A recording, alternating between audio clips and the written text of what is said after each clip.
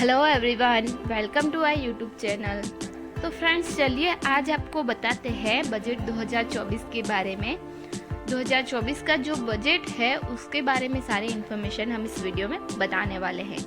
NPS को आकर्षक बनाने के लिए बजट में जो अनाउंसमेंट हो सकती है उसके बारे में और जो डिमांड उठ रही है उसके बारे में सब कुछ हम इस वीडियो में बताने वाले हैं। तो चलिए फ्रेंड्स, शुरू करते हैं आज का ये वीडियो। बजट 2024। एनपीएस को ब्याज और पेंशन के साथ शामिल किया जा सकता है ताकि यह सुनिश्चित किया जा सके कि 75 वर्ष से अधिक उम्र के वरिष्ठ नागरिकों को एनपीएस से हासिल आय पर रिटर्न दाखिल न करना पड़े।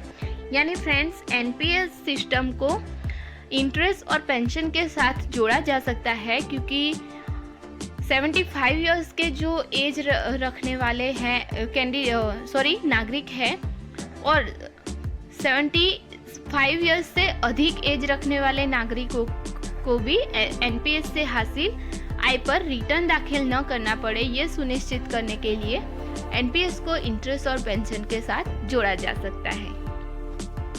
नेशनल पेंशन प्रणाली यानी एनपीएस को सरकार और भी आकर्षक बनाने की कवायद इस बार के बजट में कर सकती है। माना जा रहा है कि सरकार इसको लेकर कई घोषणाएं भी कर सकती है। इसमें सरकार 75 इयर्स के अधिक आयु के वरिष्ठ नागरिकों के लिए योगदान तथा निकासी पर रियायतें बढ़ाने की बात कर सकती है।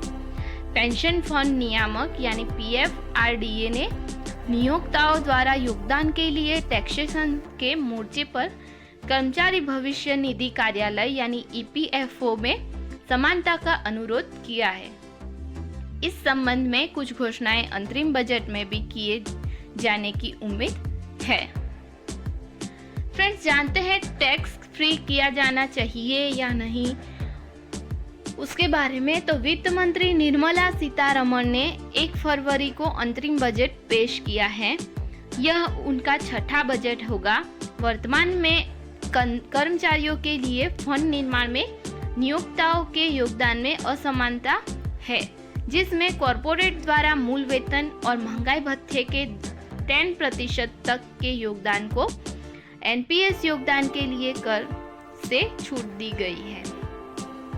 यानी फ्रेंड्स, वित्त मंत्रालय निर्मला सीतारमण ने 1 फरवरी को जो अंतरिम बजट है वो पेश किया था और उनका ये छठा यानी 6th बजट था। प्रेजेंट में जो कर्मचारियों के लिए फंड निर्माण और नियोक्ताओं के लिए योगदान में असमानता है उसमें कॉरपोरेट द्वारा मूल वेतन और महंगाई भत्ते में यानी डीए के 10% तक के योगदान को एनपीएस का योगदान के लिए कर से छूट दी जा सकती है, जबकि ईपीएफओ के मामले में यह 12% है। डेलोइट की बजट उम्मीदों के मुताबिक एनपीएस के माध्यम से लंबे समय की बचत को बढ़ावा देने और 75 इयर्स से ज़्यादा उम्र के सीनियर सिटीजन के लिए टैक्स के बोझ को कम करने के लिए एनपीएस के सालाना हिस्से को 75 वर्ष की आयु से धारकों के लिए टैक्स फ्री किया जाना चाहिए। यानी फ्रेंड्स, डेलोइट की बजट के जो उम्मीदें हैं उसके मुताबिक एनपीएस के जो लंबे समय की बचत को बढ़ावा देने के साथ और 75 इयर्स के जो सीनियर सिटीजन्स हैं, 75 इयर्स से ज़्यादा उम्र के जो सीनियर सिटीजन्स हैं उनको टैक्स के बोझ से कम करने के लिए एनपीएस को सालाना हिस्से को 75 इयर्स के आयु धारकों के लिए टैक्स फ्री किया जाना चाहिए। जानते हैं अब एनपीएस को ब्याज और पेंशन के साथ शामिल किया जा सकता है उसके बारे में। तो वित्तीय परामर्श और ऑडिट सेवा देने वाली कंपनी डेलोइट के मुताबिक एनपीएस को ब्याज और पेंशन के साथ शामिल किया जा सकता है ताकि यह सुनिश्चित किया जा सके कि 75 इयर्स से अधिक उम्र के वरिष्ठ नागरिकों को एनपीएस से हासिल आय पर रिटर्न दाखिल न करना पड़े। वर्तमान में 60% की एक मुश्त निकासी टैक्स फ्री है, नई टैक्स व्यवस्था के तहत एनपीएस योगदान के लिए कर छूट प्रदान करने की भी मांग उठ रही है। यानी फ्रेंड्स, जो नई टैक्स व्यवस्था है, जो नई टैक्स सिस्टम है, उसके अंडर एनपीएस योगदान के लिए जो भी कर दिया जाता है उसके उसमें छूट प्रदान करने की मांग उठ रही है। अभी धारा 80 CCD 1B के तहत एनपीएस में किसी व्यक्ति के 50,000 रुपये तक के योगदान पर पुरानी कर व्यवस्था के तहत कटौती होती है, लेकिन नई कर व्यवस्था के तहत नहीं।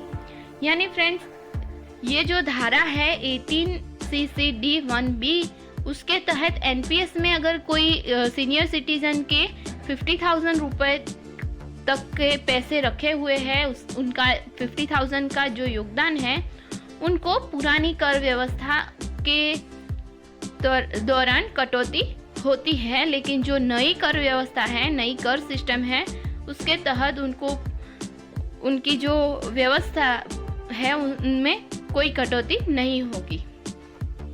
यह पुरानी टैक्स व्यवस्था में धारा 80C के तहत मिलने वाली 1.5 लाख रुपए की कर राहत से अधिक है। सरकारी कर्मचारियों के संबंध में सरकार ने पिछले साल पेंशन प्रणाली की समीक्षा करने और इसकी बेहतरी के लिए उपाय सुझाने के लिए वित्त सचिव टीवी सोमनाथन के नेतृत्व में एक समिति का गठन किया था। इस समिति ने अपनी रिपोर्ट अभी तक भी सौंपी नहीं है। तो फ्रेंड्स, आज के इस वीडियो में हमने बजट 2024 के बारे में जो इन्फॉर्मेशन बताई, आई होप वो इन्फॉर्मेशन आपको पसंद आई होगी। आगे ऐसे ही इन्फॉर्मेशन जानने के लिए जुड़े रहिए हमारे चैनल से। Thank you for watching. Stay tune for more videos. Thank you.